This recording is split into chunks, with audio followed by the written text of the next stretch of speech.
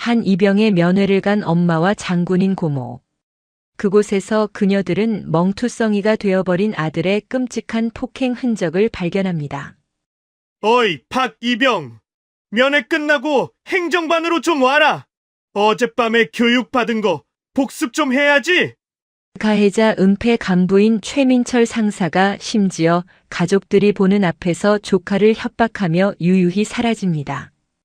준영 이병은 공포에 질려 고개를 숙였습니다. 순간 강철 나비라 불리는 고모 박서윤 중장의 눈빛이 돌변합니다. 그녀는 더 이상 평범한 가족이 아니었습니다. 별 3개 장군, 합동참모본부 정보본부장의 냉정한 얼굴이 드러났습니다. 그녀가 참다 못해 전화를 건 곳은 다름 아닌 합참지휘 통제실이었습니다. 나다. 현 시간부로 육군 3사단 백골부대에 대한 합참 차원의 특별 감찰을 개시한다. 국방부 조사본부와 안보지원사 즉각 기동시켜. 여러분, 오늘도 편안한 시간 보내고 계신가요? 이등병의 절규를 묵살한 썩어빠진 군 지휘 체계를 별 3개의 분노로 단죄하는 피바람 개혁 이야기, 재미있게 시청하시고 내용이 마음에 드셨다면 구독과 좋아요 부탁드리겠습니다. 그럼 철원 백골 부대에서 벌어진 충격적인 이야기 시작하겠습니다. 새까만 어둠이 강원도 철원의 최전방을 집어삼켰다. 3사단 백골 부대가 자리한 이 지역의 밤은 살을 애는 듯한 찬 공기와 삭풍만이 지배했다. 혹한의 땅 백골 부대. 그 이름만큼이나 냉혹하고 무자비한 이등병의 생활은 박준영에게 끊임없는 고통이었다. 준영은 입대한 지 2달, 자대에 배치된 지 2주째였다. 그의 오른쪽 가슴에 달린 계급장, 검은 바탕 위에 하얀 마름모 2개는 그가 이 부대에서 가장 낮은 존재, 이병임을 증명하는 표식이었다. 생활관 안은 20명 남짓한 사내들의 거친 숨소리와 눅진한 땀 냄새, 그리고 짓누르는 계급의 무게로 가득 차 있었다. 생활관의 습도는 높았지만 군기만큼은 철원처럼 얼어붙어 있었다. 준영은 침상 위에서 간신히 몸을 웅크린 채 숨을 쉬고 있었다. 언제 터질지 모르는 시한폭탄, 생활관의 지배자 오진혁 병장의 움직임을 감지하기 위해 온몸의 신경을 곤두세웠다. 오 병장은 상병 2명과 함께 텔레비전을 보고 있었다. 낮게 깔린 뉴스 소리 사이로 오 병장의 낄낄거리는 웃음소리가 마치 사냥개의 울음처럼 날카롭게 들려왔다. 야, 박이병. 낮고 끈적한 목소리가 어둠을 갈랐다. 준영의 심장이 쿵 하고 바닥으로 떨어졌다. 모포 안에서 움찔거리던 준영은 거의 반사적으로 침상을 박차고 내려와 오병장 앞에 섰다. 이병 박준영. 명 받들겠습니다. 관등 성명을 대는 목소리는 떨렸고 그는 오병장의 눈을 감히 마주보지 못하고 바닥에 먼지 더미를 응시했다. 내가 너 부를 때 뭘 쳐다보라고 했냐? 땅바닥에 돈 떨어져 있냐? 오 병장은 텔레비전에서 눈을 떼지 않은 채 손에 쥐고 있던 플라스틱 칫솔을 준영의 머리통으로 던졌다. 딱 소리와 함께 칫솔모가 준영의 귀를 세차게 스쳤다. 죄송합니다. 병장님. 죄송한 건 죄송한 거고. 내 눈을 똑바로 보라고 개새끼야. 준영은 필사적으로 오 병장의 번들거리는 눈동자를 마주보았다. 오 병장은 그제야 고개를 돌려 준영을 위아래로 훑어보았다. 그의 시선은 흡사 정육점 주인이 고깃덩이를 살펴보는 것처럼 차갑고 탐욕스러웠다. 너 오늘 저녁 식사 시간에 국물 흘려서 식탁 더럽혔지. 내가 내 뒤통수에서 흘리는 거 똑똑히 봤는데. 내 그족 같은 식판에서. 그게 아닙니다. 저는 흘리지 않았습니다. 준영은 무심코 사실대로 말해버렸다. 이등병에게는 허용되지 않는 변명이나 항변으로 해석될 수 있는 대사였다. 생활관 전체의 분위기가 일순간 얼어붙었다. 다른 선임들의 시선이 준영에게 꽂혔다. 뭐? 이 새끼가 어디서 거짓말을 짓거려? 내가 두 눈으로 똑똑히 봤는데 내가 아니라고 우겨. 오 병장이 벌떡 일어섰다. 그와 함께 상병 둘도 묵묵히 일어났다. 그것은 곧 폭행 직전의 공식적인 신호였다. 오 병장은 준영의 멱살을 잡아채고 생활관 밖으로 끌고 나갔다. 따라와, 박이병. 너 오늘 아주 뼈가 으스러지는 교육받을 거다. 내 놈 입에서 다시는 거짓말이 안 나오게 해줄게. 그들이 도착한 곳은 중대 건물 뒤편의 세탁 건조장이었다. 눅눅한 세제 냄새와 차가운 시멘트 냄새가 코를 찔렀다. 건조장은 중대장과 행정보급관의 시야가 닿지 않는 병사들만의 은밀한 폭력 공간이었다. 오 병장이 문을 닫자 바깥의 희미한 불빛마저 완벽히 차단되었다. 오 병장은 주머니에서 라이터를 꺼내 켰다. 찰칵 소리와 함께 그의 비열한 미소가 어둠 속에서 드러났다. 야, 박이병. 내가 감히 나한테 거짓말을 해? 내가 이 생활관의 왕이야. 내 말이 곧 법이라고 족밥 새끼야. 오 병장의 오른손이 날카로운 소리를 내며 준영의 뺨을 후려쳤다. 짝. 뺨을 후려치는 소리가 건조장 안에 메아리 쳤다. 준영의 고개가 꺾이며 입술 안쪽이 찢어졌다. 입안 가득 비릿한 피맛이 퍼졌다. 정신 안 차려? 군대가 장난이야? 내가 내 계급장 마른 모를 다 떼어버릴 수도 있어. 내가 나한테 대든 죄는 여기서 목숨으로 갚아야 돼. 연이은 발길질이 준영의 복부와 옆구리를 사정없이 강타했다. 군화의 딱딱한 가죽이 뼈와 근육을 지식였다. 준영은 끄끄거리는 신음과 함께 차가운 시멘트 바닥에 쓰러졌다. 숨이 막혔다. 갈비뼈가 부러지는 듯한 고통이 온몸을 휘감았다. 야, 최상병, 박상병. 얘 오늘 밤 잠 못 자게 만들어줘라. 내일 아침 점호 때 지휘관한테 뭐라고 말할지 대본을 확실하게 외우게 해. 오 병장의 지시에 따라 상병들이 준영의 팔을 잡고 일으켜 세웠다. 준영은 온몸이 부서지는 고통 속에서 눈물과 콧물을 쏟아냈다. 울어. 남자 새끼가 질질 짜. 이 철원 땅의 법칙은 내가 정하는 거야. 내 목숨줄은 내 손에 달렸어. 오 병장은 군화발로 준영의 손등을 지그시 밟았다. 뼈가 으스러지는 듯한 극심한 통증에 준영은 소리 없는 비명을 질렀다.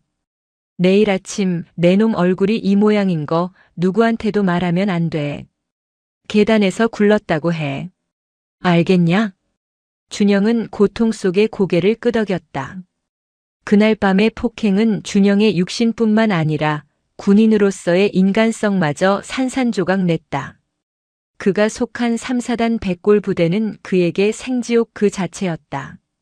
다음 날 아침 중대 전체에 기상 나팔 소리가 울려 퍼졌다.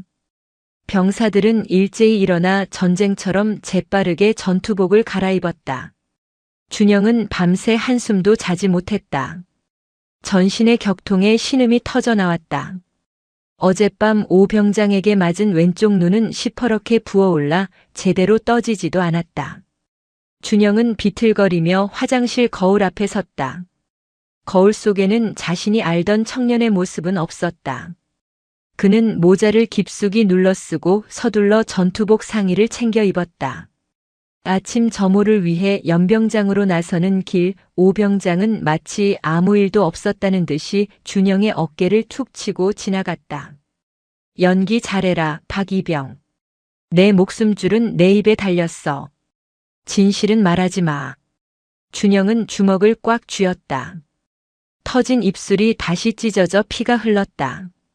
수많은 병사들 사이에서 그 누구도 준영에게 눈길을 주지 않았다. 아니, 그들은 정확히 알고 있었지만 시선을 마주치지 않으려 애썼다. 방관이 이 부대의 잔인한 규칙이었다. 중대 인원 보고.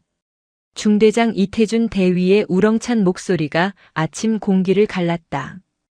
이 대위의 군복 어깨에는 금빛 무궁화 4개가 빛나고 있었다. 그는 곧 있을 연대평가에서 우수 중대 타이틀을 쟁취해야 하는 실적 지상주의자였다. 그의 성공에는 어떤 부정적인 보고도 방해가 되어서는 안 되었다. 이병 박준영. 백골. 준영은 관등 성명을 대며 경례했다. 고개를 숙이고 있던 탓에 경례 각도가 흐트러졌다. 이 대위가 미간을 찌푸리며 준영에게 다가왔다. 고개 들어. 준영은 망설였다. 오 병장의 살기 어린 경고가 귓가를 맴돌았다. 고개 들라고. 준영이 천천히 고개를 들었다. 모자챙 아래로 드러난 끔찍한 상처에 중대장의 눈이 커졌다. 연병장에 잠시 정적이 흘렀다. 오 병장은 대열 속에서 보이지 않는 미소를 짓고 있었다. 너 얼굴 왜 이래? 누구한테 맞았어? 준영은 어젯밤 수십 번도 더 연습했던 대사를 내뱉었다. 죄송합니다. 어젯밤 계단에서 발을 헛디뎌 굴러 넘어졌습니다. 부주의했습니다. 이태준 대위는 준영의 멍든 얼굴과 그 뒤에 서 있는 오병장을 차례로 훑어보았다. 그는 이 상황이 단순 사고가 아님을 본능적으로 알았다. 하지만 그는 계산했다. 이 사건이 수면 위로 떠오르면 중대 전체의 평가가 와르르 무너진다. 그래. 점호 끝나고 의무대 가서 진료받아. 다음부턴 내 몸 간수 잘해. 이병 박준영. 알겠습니다. 그게 끝이었다. 중대장은 더 이상 묻지 않고 돌아섰다. 준영은 다시 고개를 숙였다. 작은 희망마저 사라지는 순간이었다. 지휘관은 진실을 알면서도 자신의 실적을 위해 묵인한 것이다. 그날 오후 준영은 절박한 심정으로 중대 행정반을 찾았다. 벽에는 마음의 편지함이 걸려 있었다. 익명성이 보장된다는 문구가 그의 눈에 들어왔다. 준영은 화장실 칸에 숨어 떨리는 손으로 편지를 썼다. 자신이 당한 폭행, 오진혁 병장의 이름, 상병들의 가담, 그리고 어젯밤의 잔혹한 일까지 상세히 적었다. 그는 편지의 말미에 이렇게 덧붙였다. 중대장님도 제 상처를 보고도 조심하라는 말만 하고 덮었습니다. 부대 전체가 저를 외면하고 있습니다. 저를 여기서 꺼내 주십시오. 저는 여기서 죽을 것 같습니다. 준영은 누구도 보지 않는 틈을 타 편지를 건의함 깊숙이 밀어넣었다. 그 한 장의 종이에는 그의 모든 절규와 마지막 생존 의지가 담겨 있었다. 준영의 희망은 이틀 뒤 중대 행정보급관 최민철 상사에 의해 산산조각 났다. 최 상사의 군복 팔에는 금빛 은행잎 4개가 빛나는 상사 계급장이 달려 있었다. 그는 중대장의 오른팔이자 병사들을 관리하는 실질적인 권력자였다.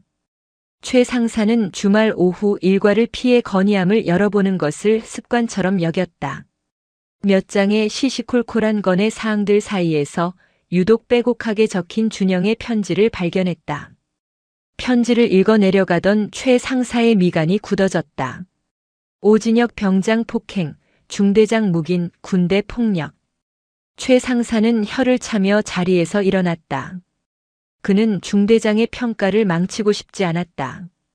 이태준 대위의 진급이 곧 자신의 안락한 군 생활을 보장해 줄 것이기 때문이었다. 그는 텔레비전을 보던 오진혁 병장을 불렀다. 야, 오 병장. 너 때문에 내가 귀찮아 죽겠다. 다음 주 연대장님 순시 때 사고 터지면 너만 영창 가는 게 아니라 나랑 중대장님까지 진급물 건너가. 알아서 처리해. 최 상사는 준영의 절규가 담긴 편지를 오 병장에게 건넸다. 네, 상사님. 걱정 마십시오. 쓸데없는 소리 안 나오게 교육 잘 시키겠습니다. 아주 조용히 제대로. 오 병장은 편지를 받아들고는 행정반 뒤편의 소각장으로 향했다. 그는 준영의 편지를 천천히 찢어 불길 속으로 던져 넣었다. 종이가 타 들어가 검은재로 변하는 것을 보며 그의 입가에는 섬뜩한 미소가 걸렸다. 내 놈의 목소리는 누구에게도 닿지 않아. 내가 쓴 건 그저 연기처럼 사라지는 쓰레기야. 그날 밤, 준영은 다시 건조장으로 끌려갔다. 이번에는 오 병장 혼자가 아니었다.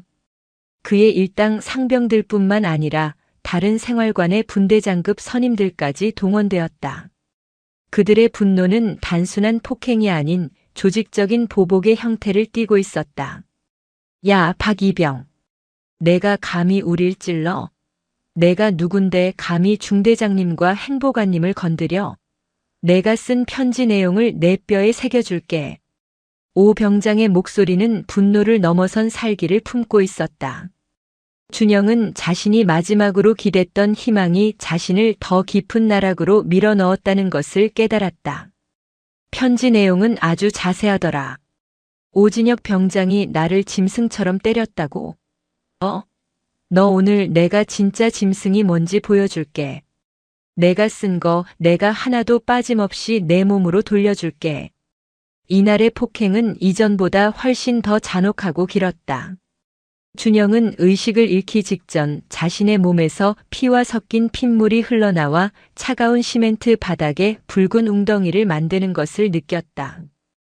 갈비뼈를 걷어차이는 고통, 머리가 벽에 부딪히는 충격. 도망칠 곳은 없다는 절망이 그의 뇌리에 깊숙이 박혔다. 그가 다시 희미하게 정신을 차렸을 때 오병장은 그의 귀에 속삭였다. 이제 내가 믿을 건 아무것도 없어. 내 가족도 내 지휘관도 내가 쓴 개 같은 편지도. 너를 살려둘지 아니면 이 철원 땅에 묻어버릴지는 오직 내 마음이야. 내가 군복을 입는 한 넌 내 소유야. 한 달이라는 시간이 지옥처럼 흘러갔다.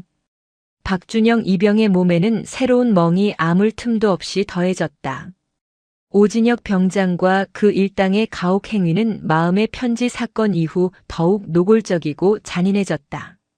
준영은 완벽하게 혼자가 되었다. 철원의 겨울은 끝없이 길었고 그의 삶도 끝없이 절망적이었다. 절망적인 시간이 흐르던 어느 토요일 오후 박준영 이병에게 면회 신청이 들어왔다. 부모님과 고모. 준영은 면회실로 향하는 내내 심장이 불안하게 요동쳤다.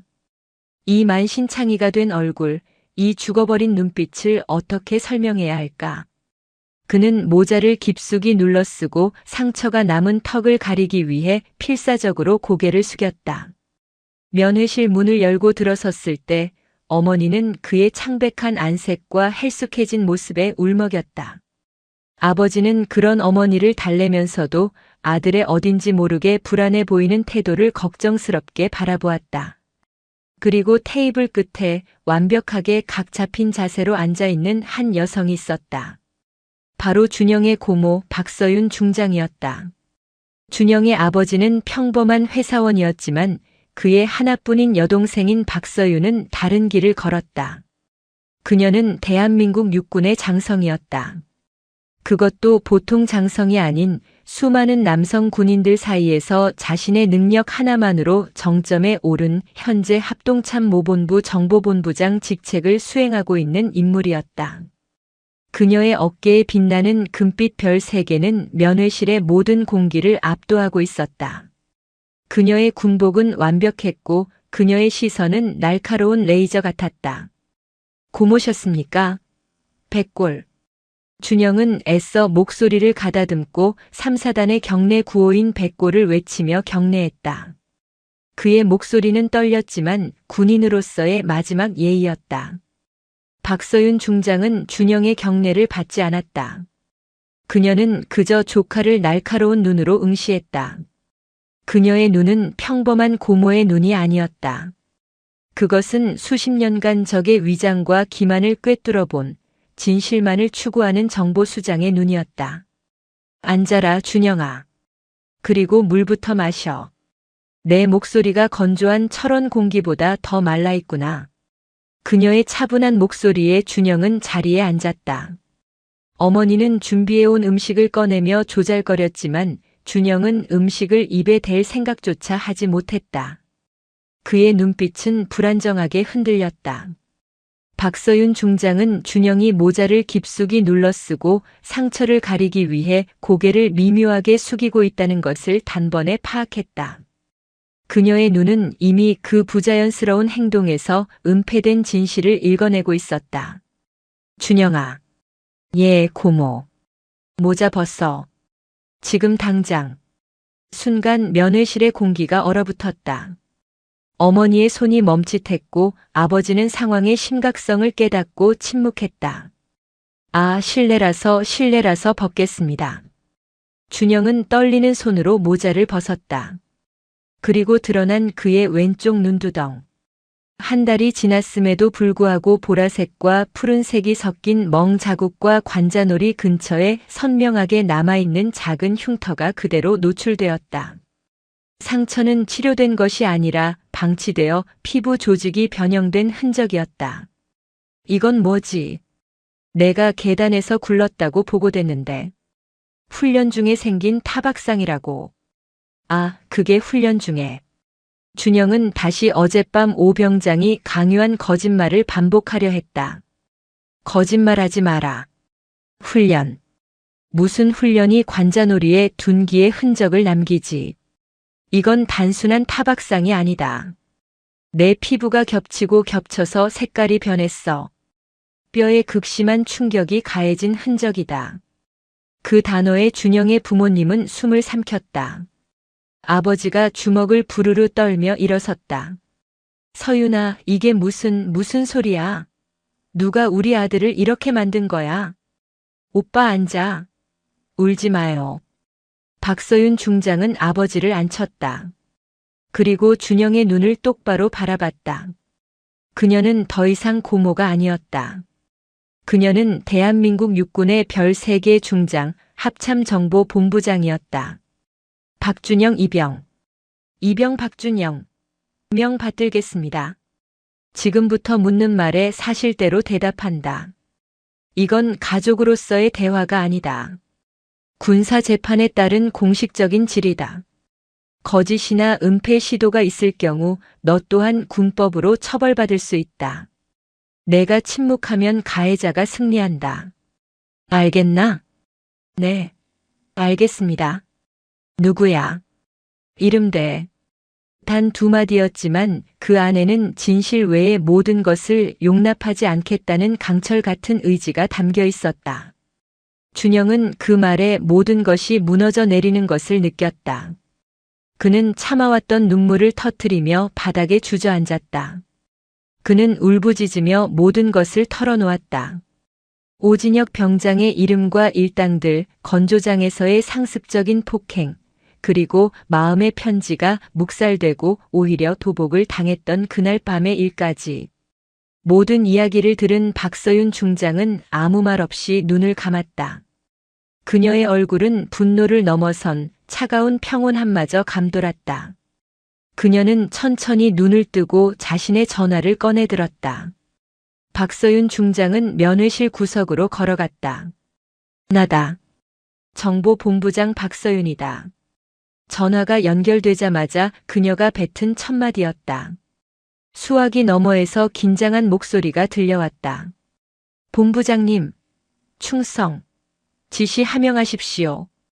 박서윤 중장의 목소리는 얼음장처럼 차가웠다. 그녀는 대한민국 군의 최고 실세 중 한 명으로서 지체 없이 명령을 하달했다. 지금부터 내 말을 단 하나의 오차도 없이 받아 적고 즉시 실행한다. 하나라도 틀리면 내가 직접 책임져야 할 거야. 명령 대기 중입니다. 하나. 현 시간부로 육군 제3보병사단 백골 부대의 합참정보본부장 명의의 특별감찰 및 직권수사를 명령한다. 수화기 너머의 상대방은 숨을 삼켰다. 사단장조차 거치지 않는 합참의 직접 수사 명령은 사실상 해당 부대의 지휘 체계를 일시 정지시키는 강력한 조치였다. 2. 국방부 조사본부와 군사안보지원사령부에 즉시 통보하여 합동수사팀을 꾸린다. 지금 즉시 3사단으로 기동한다. 현장 도착 예상시간 30분. 그들이 도착할 때까지 현장 보존이 최우선이다. 셋. 3사단 백호연대 수색중대 3소대 건물 전체를 즉시 통제구역으로 설정한다. 특히 행정반에 있는 모든 컴퓨터 하드디스크, 서류 파쇄기, 그리고 마음의 편지함을 원본 그대로 증거 보존한다. 파쇄기 전원은 지금 당장 차단해. 네. 수색중대 이태준 대위, 최민철 상사는 현 시간부로 직무 정지 및 격리 조치한다. 수사 방해 및 증거 인멸 혐의가 포착되는 즉시 체포한다. 5. 3소대 생활관 오진혁 병장 그리고 가혹행위 공범인 상병 2명은 특수폭행 및 가혹행위 현행범으로 간주 합동수사팀 도착 즉시 신병을 확보한다. 마지막으로 그녀는 가장 중요한 명령을 내렸다. 6. 3사단장 윤성민 소장 10분 내로 수색중대 면회실 내 위치로 전투복을 갖추고 뛰어오라고 해. 10분이다. 단 1초도 늦으면 안 돼.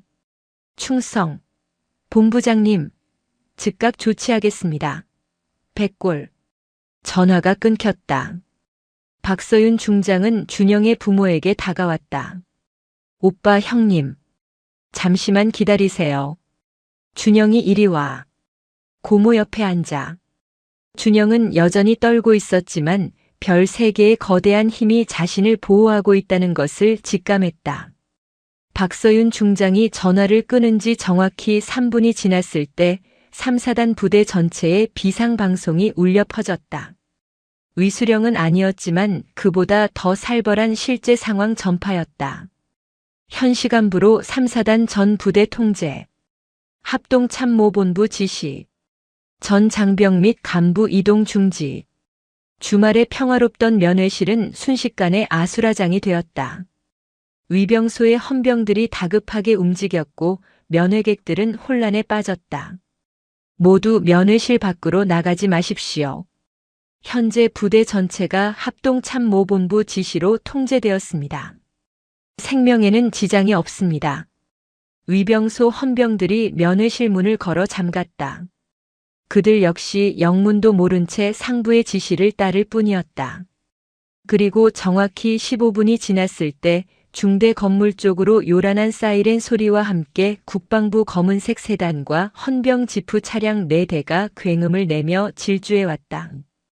이는 특수 임무를 부여받은 헌병 및 안보지원사 요원들이 긴급 차량을 이용해 고속으로 기동한 결과였다. 이들은 사단 헌병대와는 차원이 다른 국방부 직할의 최정예 수사 요원들이었다. 검은색 특수임무복장의 헌병 특수임무대 대원들이 차량에서 쏟아져 나와 신속하게 중대 건물을 봉쇄했다. 그들은 문을 부수는 대신 정확한 지휘 계통을 통해 행정반 문을 열고 진입했다.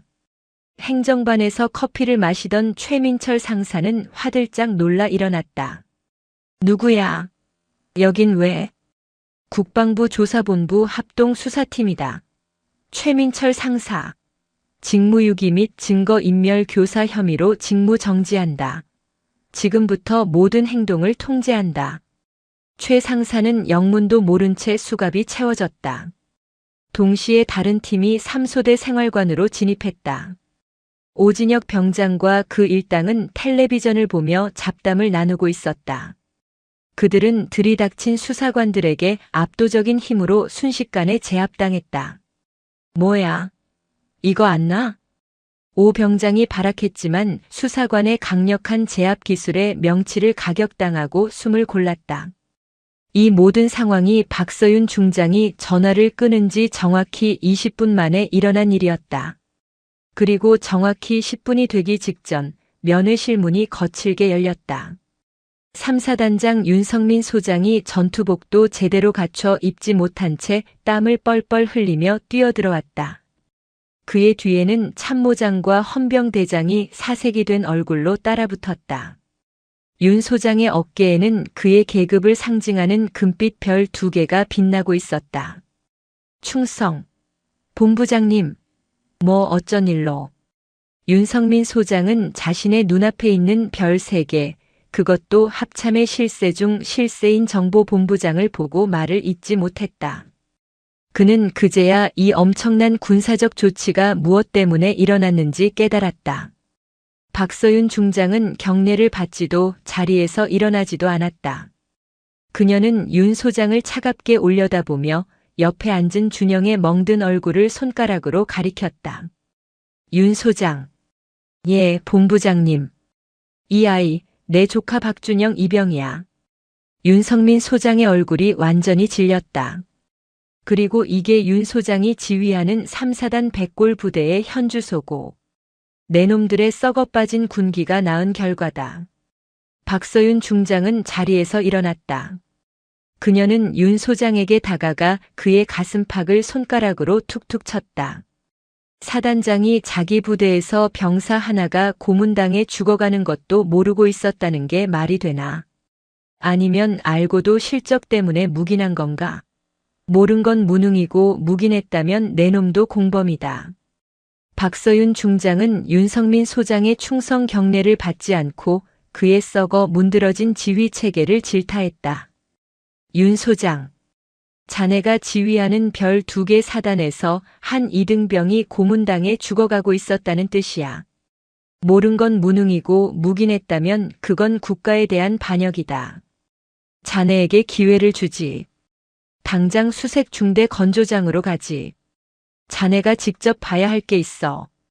박서윤 중장과 윤성민 소장은 사단 헌병대장과 함께 수색 중대 건물 뒤편의 세탁 건조장 앞에 섰다. 건조장은 이미 합동수사팀에 의해 노란색 통제선으로 둘러싸여 있었다. 눅눅한 세제 냄새 대신 피와 소독약 냄새가 진동했다. 수사관이 앞으로 나서며 보고했다. 보고 드립니다. 현장 감식 결과 세탁기 뒤편과 배수구 근처에서 다량의 혈흔이 발견되었습니다. 루미놀 반응 결과 차가운 시멘트 바닥 곳곳에 닦아내려 한 흔적이 광범위하게 식별되었습니다. 수사관이 자외선 램프 아래 푸른 빛으로 빛나는 바닥을 가리켰다. 그것은 박준영 이병이 흘린 피의 흔적이었다. 윤성민 소장은 입술이 바싹 말랐다. 또한 행정반 서류 파쇄기에서 수거한 조각들을 맞춰 복원했습니다. 이것을 발견했습니다. 수사관이 증거물 봉투를 들어 올렸다. 그 안에는 피에 섞여 굳어진 찢어진 종이 조각들이 복원되어 있었다. 그것은 박준영 이병이 쓴 마음의 편지 원본이었다. 오진혁 병장의 이름, 폭행 사실, 그리고 은폐 시도까지 모든 것이 적나라하게 적혀 있었다. 윤성민 소장은 편지 사본을 읽어내려가다 결국 그 자리에 무릎을 꿇었다. 그의 별 2개 장성 군복은 흙바닥에 닿았다. 그는 자신의 부대에서 벌어진 이 끔찍한 조직적 범죄에 대해 치욕을 느꼈다. 본부장님, 제가 사단장으로서 면목이 없습니다. 저에게 이 썩은 뿌리를 도려낼 권한을 주십시오. 징계위원회를 열겠습니다. 제가 직접 위원장이 되겠습니다. 박서윤 중장은 윤 소장을 일으켜 세우지 않았다. 좋아. 자네의 그 결의가 진심이길 바라지. 당장 사단장 직권으로 긴급 징계위원회를 소집해. 내가 직접 참관하겠다. 자네의 부하들이 한 병사의 인권을 짓밟고 그것을 조직적으로 은폐한 죄를 이 백골 부대의 모든 장병들이 알아야 해. 3사단 사령부 대회의실은 차가운 정적이 감돌았다. 긴급 소집된 징계위원회는 사단장 윤성민 소장이 직접 위원장을 맡았고 상석에는 합참정보본부장 박서윤 중장이 배석했다. 그녀의 존재 자체가 모든 위원들의 목을 조르고 있었다. 첫 번째는 은폐에 가담한 지휘관들이었다. 이태준 대위, 최민철 상사가 헌병대에 이끌려 수갑을 찬 채 들어왔다. 그들의 계급장, 금빛 무궁화와 은행잎은 이미 빛을 잃었다. 윤성민 소장은 신문을 시작했다. 이태준 대위, 자네는 중대장으로서 소속 병사의 상습적인 구타 및 가혹 행위를 인지하고도 이를 묵살하고 은폐하려 했나? 이 대위는 고개를 숙인 채 변명하려 했다. 하지만 박서윤 중장의 증거 제시에 모든 것이 무너졌다. 최민철 상사가 내 놈의 지시를 받고 마음의 편지를 파쇄했다고 자백했다. 내 놈의 컴퓨터에서는 단순 사고로 축소 보고하라고 지시한 기록이 복원됐어. 내 놈의 진급 점수 때문에 한 병사의 목숨을 버린 거야. 결국 징계 결과가 발표되었다. 이태준 대위와 최민철 상사는 지휘관 및 간부로서의 기본 임무를 망각하고 진실을 조직적으로 은폐하려 한 죄가 극히 무겁다 하여 즉시 보직 해임되고 육군중앙수사단의 이첩 정식 군사재판에 회부되었다. 그들의 군 생활은 한순간의 잘못된 판단으로 끝이 났다. 다음은 가해자들이었다. 오진혁 병장과 공범 상병들이 죄수복 차림으로 들어왔다. 윤성민 소장은 일말의 동정심도 없이 선고했다. 너희는 군인도 아니다. 너희는 군복 입은 폭력배에 불과해. 너희는 전우를 지켜야 할 손으로 전우를 짓밟았다. 오진혁 병장 일당 3사람은 병역 내 상습 폭행, 가혹 행위, 명령 불복종 등 모든 혐의를 적용받아 육군 교도소에 수감되었다. 또한 남은 복무 기간과 관계없이 불명예 강등 조치가 명해졌다. 그들은 한때 생활관의 왕이었지만 이제 모든 것을 잃고 범죄자로 전락했다. 징계위원회가 끝나고 윤성민 소장은 박서윤 중장 앞에 섰다. 윤 소장, 자네에게 다시 묻지. 사표를 낼 텐가 아니면 내 손을 잡고 이 지옥 같은 개혁의 선봉에 설 텐가. 군복을 입고 싶다면 내 명령을 받게. 윤성민 소장은 허리를 꼿꼿이 폈다. 본부장님, 도망치지 않겠습니다. 3사단이 그 시범 부대가 되겠습니다. 제 모든 것을 걸고 이 썩은 뿌리를 뽑아내겠습니다. 백골, 명령만 내려주십시오. 박서윤 중장의 입가에 희미한 미소가 떠올랐다. 그녀는 윤 소장에게 서류철을 던졌다. 좋아. 내가 합참에 복귀하기 전에 구상해본 초안이다. 이름은 병영 부조리 근절을 위한 직통보고 시스템이야. 그 시스템의 핵심은 명확했다. 기존 지휘 계통을 거치지 않고 QR코드를 통해 합참정보본부 내 신설되는 인권센터로 실시간 직통 신고한다는 것이다. 신고자의 신분은 합참정보본부장의 1급 기밀로 분류되어 원 소속 부대는 접근조차 할 수 없었다. 윤성민 소장은 이것이 일선 지휘관들의 지휘권을 심각하게 침해하는 혁명적인 조치임을 알았지만 이를 거부할 명분도 용기도 없었다. 며칠 후 박서윤 중장은 합참으로 복귀했고 그녀가 상정한 직통보고 시스템 안은 최고 지휘관 회의에서 격렬한 반대에 부딪혔다. 정보본부장, 이건 지휘권 침해야. 병사들이 사단장 말은 안 듣고 합참 눈치만 보게 될 거라고. 군기강이 어떻게 될지 생각은 해봤나. 육군 참모총장이 고함을 질렀다. 박서윤 중장은 흔들리지 않았다. 그녀는 회의장 스크린에 박준영 이병의 멍든 얼굴 사진을 띄웠다. 제 조카입니다. 3사단에서 선임병들에게 짐승 취급을 받으며 맞았습니다. 여러분들이 말씀하시는 그 지휘 체계가 이 아이 하나를 지켜주지 못했습니다. 그녀는 목소리를 높였다.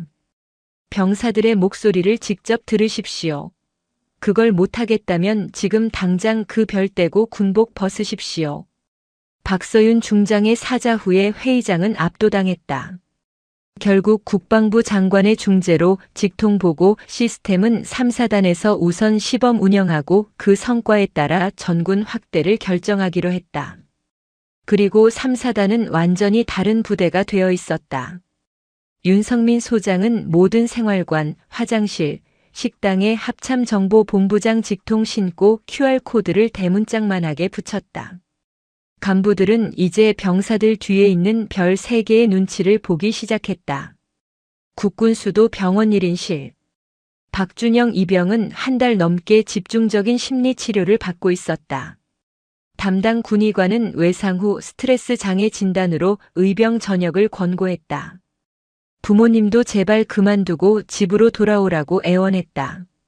그때 병실 문을 노크하는 소리가 들렸다. 사복 차림의 박서윤 중장이었다. 준영아, 선택은 내 몫이다. 이대로 전역해서 평범한 삶을 살아도 그 누구도 너를 비난하지 않아. 하지만 내가 겪었던 그 아픔을 다른 후배들이 겪지 않도록 돕고 싶다는 마음이 조금이라도 남아있다면 부사관 지원해 보는 건 어떻겠니? 그녀는 준영의 눈을 바라봤다. 내가 간부가 되어서 내가 겪었던 그 부조리를 직접 내 손으로 막는 거야. 고모가 뒤에서 든든하게 밀어줄게. 박준영 이병은 도망치는 대신 맞서 싸우기로 결심했다. 그는 의병 전역 신청서를 찢어버리고 부사관 지원서를 작성하기 시작했다. 몇 년의 시간이 흘렀다. 육군 훈련소. 수백 명의 훈련병들이 도열해 있었다. 한 남자가 그들 앞을 천천히 걸어가고 있었다. 그의 전투복 상의에는 녹색 바탕 위에 노란색 작대기 하나가 선명하게 빛나고 있었다. 바로 박준영 하사였다. 박준영 하사는 훈련병들의 눈빛만 봐도 그들의 상태를 알 수 있었다. 며칠간 잠을 설치는 훈련병, 그리고 동기들 사이에서 따돌림 당하고 있는 훈련병까지. 그는 훈련을 마친 후 조용히 한 훈련병을 분대장실로 불렀다. 너 며칠 전부터 밥도 잘 안 먹고 밤에 잠도 못 자지. 생활관 동기들이 너 따돌리나? 훈련병의 눈이 커졌고 결국 참았던 눈물이 터져 나왔다. 어떻게 하셨습니까? 나도 너만 할 때, 나도 이병일 때 그랬거든. 박준영 하사는 자신의 책상 서랍에 코팅되어 있는 마음의 편지 원본을 보여주었다. 하지만 지금은 달라. 저기 벽에 붙은 QR코드 보이지? 합참정보본부장 직통 신고 라인이야. 저게 있으면 넌 혼자가 아니야. 하지만 저걸 쓰기 전에 나한테 먼저 얘기해주면 안 될까? 내가 내 분대장이잖아. 내가 먼저 내 편이 되어줄게. 훈련병은 박준영 하사의 눈을 바라봤다. 그곳에는 오직 자신의 고통을 진심으로 이해해주는 한 사람의 군인의 눈빛이 있었다. 철원의 차가운 건조장에서 시작된 한 이등병의 절망은 이제 수많은 훈련병들을 지키는 희망의 불씨가 되어 타오르고 있었다. 박준영 하사와 박서윤 중장은 그렇게 자신들의 자리에서 대한민국 군대를 바꾸고 있었다. 여자가 남자랑 같은 테이블에서 밥을 먹는 게 말이 되나? 그 자체로 군기가 빠진 거지. 이 오만한 한마디가 어떻게 제 발등을 찍는 도끼가 되었을까요? 오늘 그 통쾌하고 흥미진진한 이야기를 시작합니다. 가을바람 선선한 주말, 시청자분들 모두 건강히 보내고 계시지요? 이야기가 기대되신다면 잊지 마시고 구독과 좋아요 한 번씩만 꼭 부탁드립니다. 칠흑 같은 어둠이 묵직하게 내려앉은 강원도의 깊은 산중, 독수리 대대의 야간 고등 산악훈련장은 산자들의 공간이라기보다는 원혼들의 연회장에 가까웠다. 나뭇가지들은 날카로운 손톱처럼 허공을 핥히었고 간간이 들려오는 짐승의 울음소리는 등골을 서늘하게 만들었다. 그 속에서 박선우 대위는 제독처럼 혀를 마비시키는 흙먼지와 폐부를 쥐어짜는 피로 속에서 간신히 숨을 내쉬었다. 완전 군장 무게에 짓눌린 어깨는 감각을 잃은 지 오래였고 땀과 흙으로 범벅이 된 전투복은 축축한 시체처럼 몸에 감겨들었다. 이번 훈련은 명백히 여군들을 겨냥한 것이었다. 대대장 마도철 중령의 아기가 훈련 계획서의 모든 글자에서 뚝뚝 묻어나왔다. 통상적인 훈련 강도를 아득히 뛰어넘는 급경사 코스, 교묘하게 더 길게 설정된 행군 거리, 그리고 휴식 시간의 의도적인 단축까지. 그의 목표는 단 하나, 여군들이 스스로 두 손 두 발을 들고 계집은 군인이 될 수 없다는 자신의 지론을 증명하게 만드는 것이었다. 선우는 이를 악물었다. 포기하는 순간 마도철의 비웃음거리가 될 뿐만 아니라 다른 여군 후배들이 기댈 마지막 자존심마저 무너뜨리게 되리란 것을 알았다.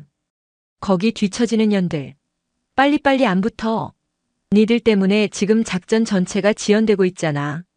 확성기를 찢는 듯한 교관의 고함 소리가 어둠을 갈랐다. 마도철의 충실한 게 황진태 상사였다. 그의 목소리에는 경멸과 조롱이 가득했다. 그의 시선은 유독 선우와 그녀의 뒤를 따르는 여군들에게 집요하게 꽂혀 있었다. 몇몇 여군 하사들은 이미 탈진 직전이었다. 다리가 풀려 주저앉고 싶었지만 그들은 서로의 군장을 붙잡아주며 필사적으로 버텼다. 그 모습은 처절했다. 선우는 잠시 걸음을 멈추고 뒤를 돌아봤다. 창백하게 질린 채 가쁜 숨을 몰아쉬는 김민지 하사와 눈이 마주쳤다.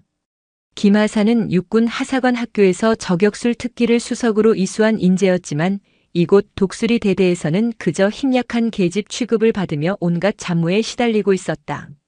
선우는 그녀에게 다가가 군장의 일부를 자신의 어깨에 옮겨 메었다. 김하사가 기겁하며 만류했지만 선우는 단호한 눈빛으로 그녀를 제지했다. 혼자서는 갈 수 없어도 함께라면 갈 수 있다. 명심해. 그것은 단순한 위로가 아니었다. 이 지옥에서 살아남기 위한 유일한 생존 법칙이었다. 선우의 격려에 여군들은 다시 한번 힘을 냈다.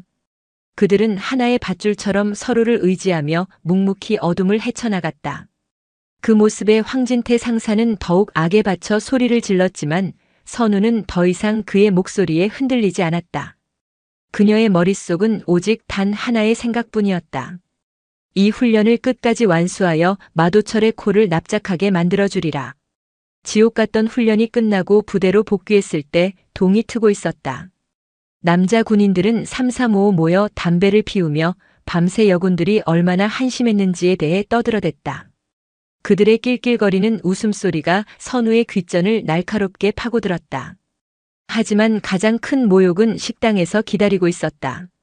독수리 대대의 병사 식당은 보이지 않는 벽으로 나뉘어 있었다. 식당 중앙의 넓고 깨끗한 테이블은 남자들의 차지였고 여군들은 주방 입구에 냄새나고 비좁은 구석 자리로 밀려나야 했다. 배식 순서 역시 모든 남군이 끝난 뒤에야 돌아왔다. 그날 아침 선우와 여군들이 식판을 들었을 때 배식대 위에는 멀건 국과 딱딱하게 식어버린 밥 그리고 반찬 찌꺼기만이 남아 있었다. 한 여군 하사가 울음을 터뜨렸다. 선우는 끓어오르는 분노를 억누르며 식판을 내려놓았다. 밥을 먹을 수가 없었다. 밥이 아니라 모욕을 씹는 것 같았다. 그녀는 조용히 자리에서 일어났다. 어디 가십니까, 대위님? 김민지 하사가 불안한 눈으로 물었다. 선우는 그녀의 어깨를 가볍게 두드려주며 말했다. 지옥을 바꾸거나 지옥에서 죽거나. 둘 중 하나는 해야지. 그녀의 발걸음은 조금의 망설임도 없이 대대장 마도철 중령의 사무실을 향하고 있었다. 더 이상 침묵하지 않으리라. 육군사관학교 교정에서 조국의 충성을 맹세했던 그 순간에 자신에게 부끄럽지 않은 군인이 되리라. 그녀의 등 뒤로 동료 여군들의 걱정과 희망이 뒤섞인 시선이 따라붙었다. 마도철 중령의 사무실 문은 굳게 닫혀 있었다. 문틈으로 희미하게 새어나오는 클래식 음악 소리와 역한 시가 냄새가 그의 권태로운 오전을 짐작하게 했다. 박선우 대위는 심호흡을 한 번 하고 노크를 했다. 안에서 짜증 섞인 목소리가 들려왔다. 누구야? 선우는 문고리를 잡은 손에 힘을 주며 대답했다. 작전과 박선우 대위입니다. 드릴 말씀이 있어 찾아뵈었습니다. 잠시 정적이 흐른 뒤 들어오라는 허락이 떨어졌다. 사무실 안은 그의 오만함과 부패한 취향으로 가득 차 있었다. 벽에는 실력 있는 부하들과 찍은 사진 대신 육군 참모 총장을 비롯한 고위 장성들과의 친분을 과시하는 사진들이 즐비했다. 책상 위에는 결제 서류 대신 값비싼 위스키와 크리스털 잔이 놓여 있었다. 마도철은 소파에 깊숙이 몸을 묻은 채 다리를 꼬고 앉아 선우를 훑어보았다. 그의 눈빛은 부하 장교를 대하는 것이 아니라 값을 매기는 경매인의 그것처럼 노골적이고 불쾌했다. 박 대위 무슨 일인가? 자네처럼 잘난 장교가 나 같은 놈팽이한테는 어쩐 일로? 그의 목소리에는 비아냥거림이 가득했다. 선우는 그의 책상 앞으로 다가가 부동자세로 섰다. 그녀는 조금도 위축되지 않고 그의 눈을 똑바로 쳐다보며 말했다. 어제 야간 훈련과 병사 식당 운영 방식에 대해 권해드릴 말씀이 있습니다. 마도철은 코웃음을 쳤다. 꺼내? 자네가 나한테? 어디 한번 드러나 보지. 어제 훈련은 통상적인 훈련 강도를 비정상적으로 초과했습니다. 이는 대원들의 안전을 위협하고 전투력을 향상시키기보다는 불필요한 부상과 피로만 누적시킬 뿐입니다. 또한 식당에서 성별을 이유로 배식 순서와 식사 공간을 차별하는 것은 명백한 부대 내 차별 행위이며 이는 군 기강을 해치고 대원들의 사기를 저하시키는 심각한 문제입니다. 시정해 주시길 건의합니다. 선우의 말은 또박또박했고 논리정연했다. 하지만 마도철의 귀에는 그저 건방진 계집의 가짜는 항변으로 들릴 뿐이었다. 그는 자리에서 일어나 선우에게 다가왔다. 짙은 알코올과 시가 냄새가 확 풍겨왔다. 그는 선우의 턱을 거칠게 움켜쥐고 자신의 얼굴 가까이로 끌어당겼다. 박대위, 육사수석 졸업했다더니 아직도 세상 물정을 모르는군. 군대는 학교가 아니야. 네가 말하는 그 비정상적인 훈련 강도를 버텨내야 진짜 군인이 되는 거고, 네가 말하는 그 차별은 말이야 암탉이 울면 집안이 망한다는 옛 어른들의 지혜에서 나온 질서라는 거야. 여자가 남자랑 같은 테이블에서 밥을 먹는 게 말이 된다고 생각하나? 그 자체로 군기가 빠진 거지.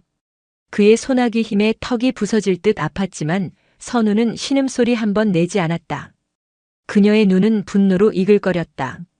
그런 낡고 전근대적인 생각으로 부대를 지휘하시니 독수리 대대가 이 모양 이 꼴인 겁니다. 대대장님은 군복을 입을 자격이 없습니다.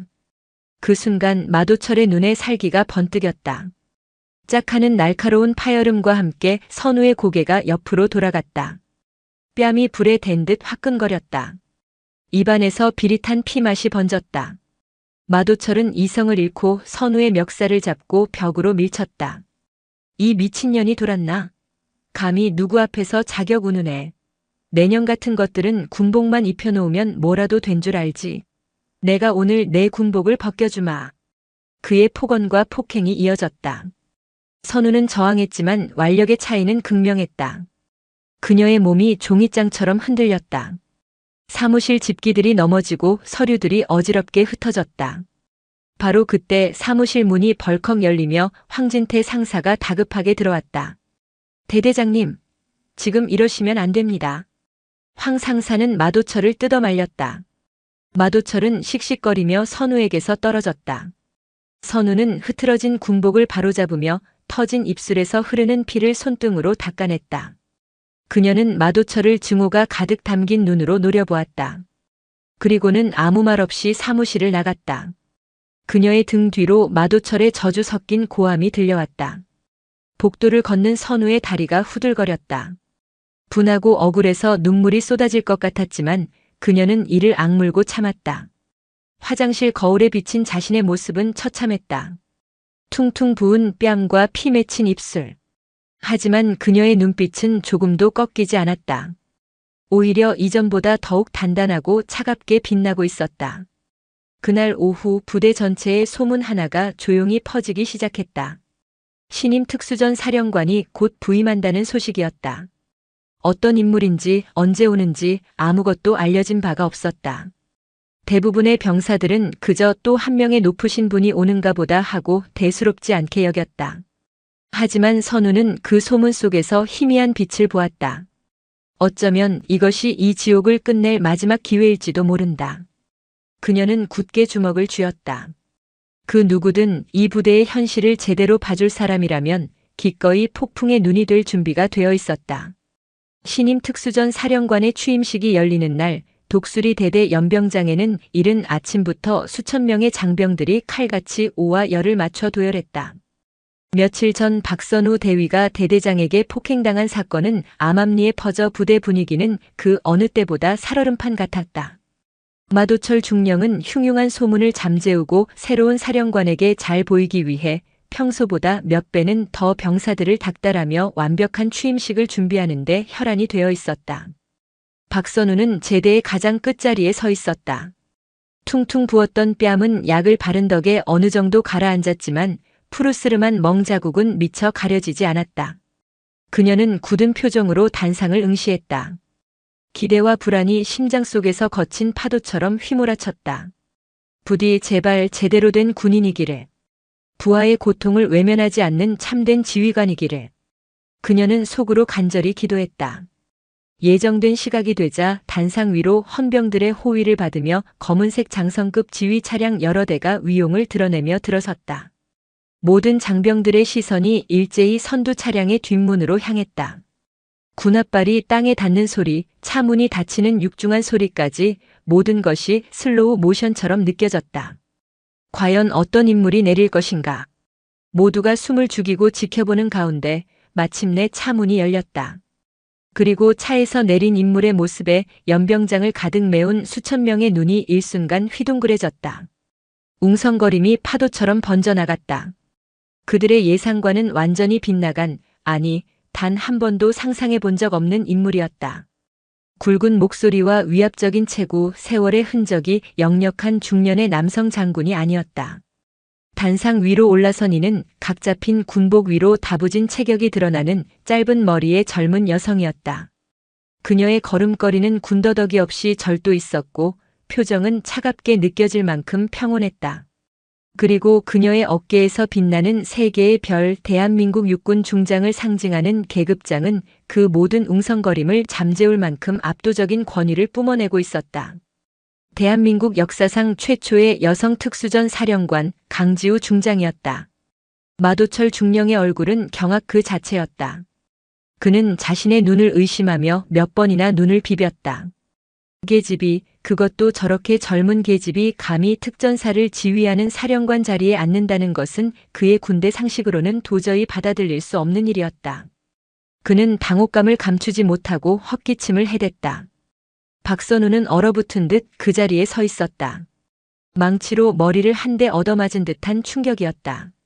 하지만 그 충격은 이내 뜨거운 무언가로 변해 심장을 채우기 시작했다. 희망이었다. 칠흑 같은 절망의 터널 속에서 마침내 한 줄기 빛을 발견한 기분이었다.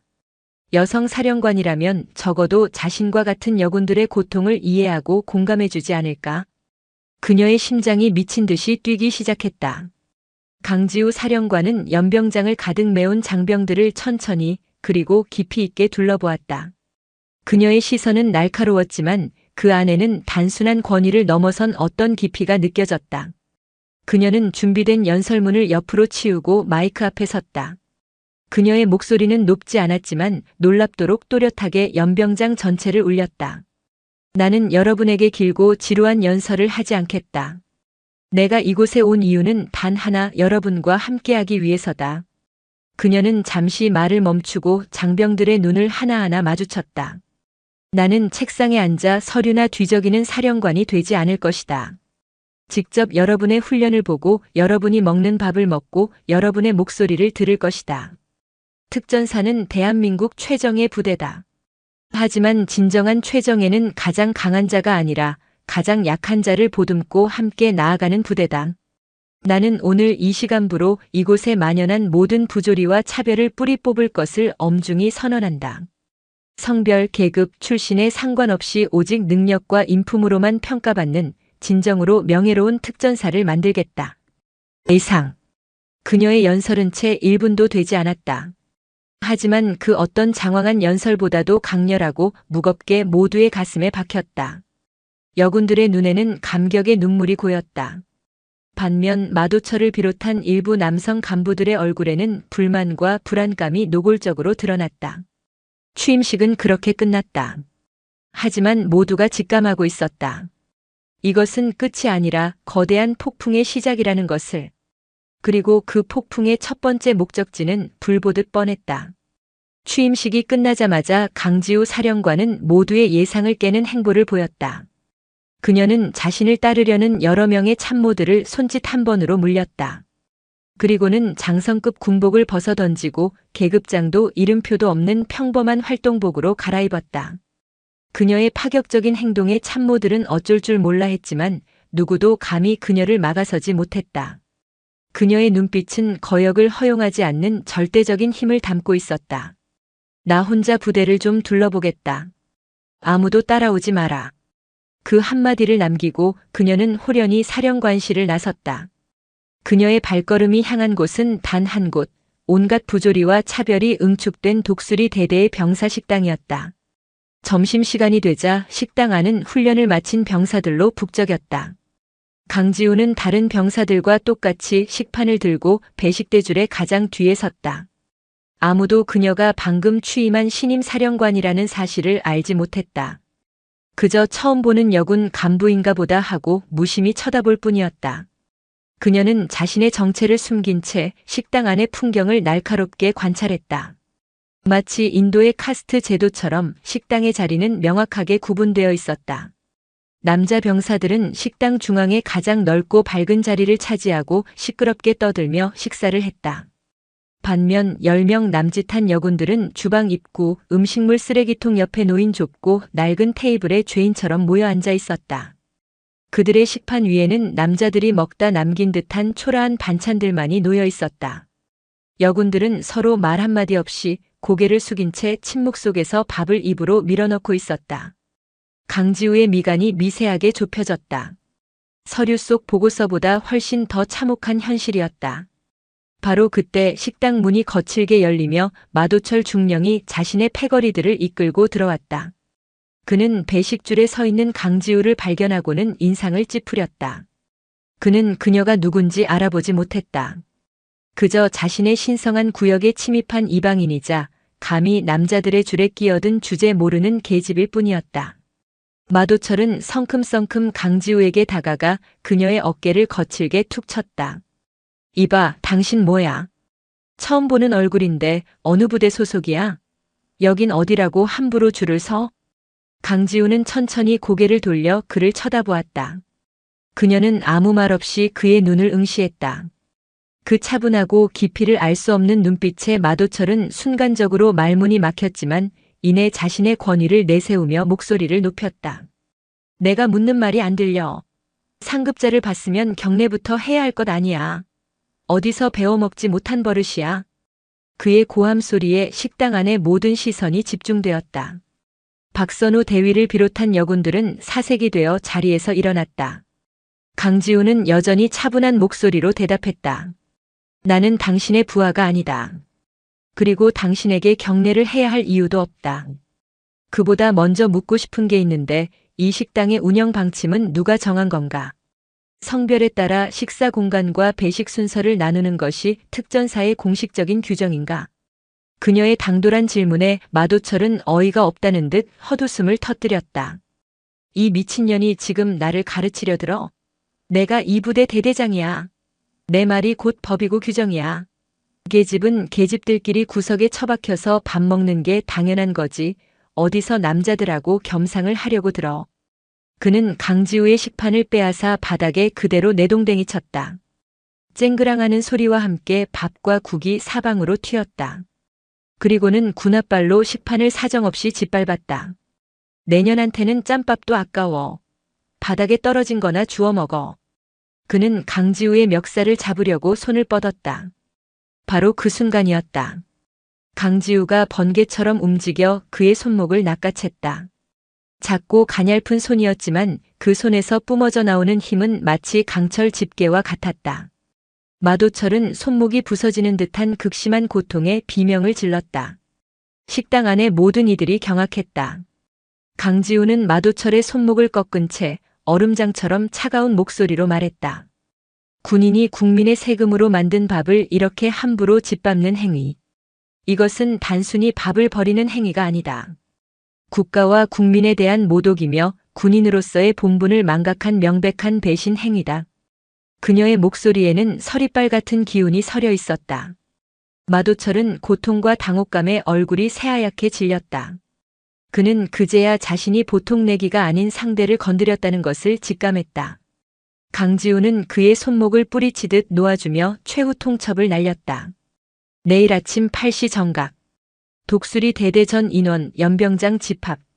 그리고 마도철 중령, 당신에게는 내가 직접 군대의 예절과 군인의 본분이 무엇인지 뼈저리게 가르쳐주겠다.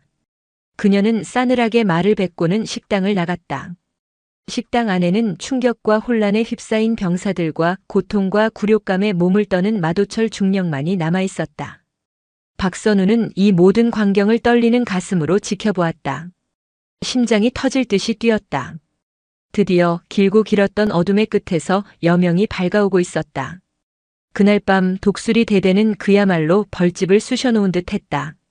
식당에서 벌어진 전대미문의 사건은 순식간에 부대 전체로 퍼져나갔다.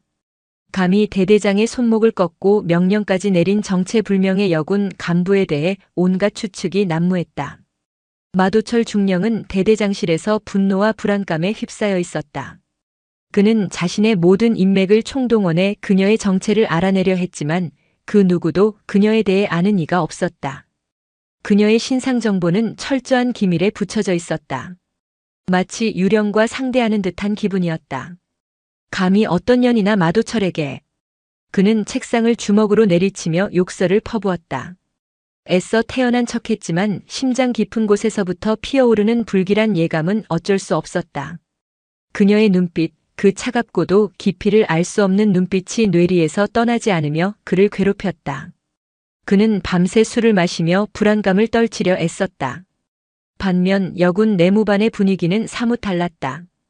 두려움과 함께 희미한 기대감이 교차하며 묘한 긴장감이 감돌았다. 김민지 하사가 조심스럽게 입을 열었다. 대위님, 오늘 식당에 계셨던 그분 혹시 정말로 신임 사령관님이 아닐까요? 박선우는 굳은 표정으로 고개를 끄덕였다. 나도 그렇게 생각해. 취임식 때 연설하시던 목소리, 그리고 그 눈빛. 틀림없어. 그 말에 여군들 사이에서 작은 탄성이 터져 나왔다. 만약 그분이 정말 사령관님이라면 우리도 이제 사람답게 군 생활을 할 수 있는 걸까요? 한 여군 하사의 목소리에는 간절한 울림이 묻어 있었다. 선우는 그녀들의 얼굴을 차례로 둘러보았다. 모두의 눈에 희망의 불씨가 타오르고 있었다. 선우는 결심했다. 더 이상 침묵하고 있을 수만은 없었다. 이것이 자신들에게 주어진 마지막 기회일지도 모른다. 여러분, 내일 아침 무슨 일이 일어날지 모릅니다. 하지만 만약 우리에게 기회가 주어진다면 우리가 겪었던 모든 부당함에 대해 용기 있게 증언해야 합니다. 마도철 중령이 우리에게 저질렀던 폭행, 폭언, 성희롱 그 모든 것을 세상에 알려야 합니다. 더 이상 숨어서 눈물 흘리지 맙시다. 우리 스스로 우리의 존엄을 되찾아야 합니다. 그녀의 결연한 말에 여군들은 서로의 얼굴을 마주 보았다. 두려움이 없지는 않았지만 그보다 더 큰 용기가 솟아올랐다. 그들은 그동안 마도철과 그의 추종자들에게 당했던 온갖 수모와 끔찍한 기억들을 밤새도록 서로에게 털어놓으며 증거를 정리했다. 한 명 한 명의 증언이 모이자 그 내용은 차마 입에 담기 힘들 정도로 끔찍하고 추악했다. 그들은 서로의 상처를 보듬어 안으며 함께 울었고 함께 분노했다. 그리고 그 속에서 그들은 비로소 두려움을 모르는 하나의 전우가 되었다.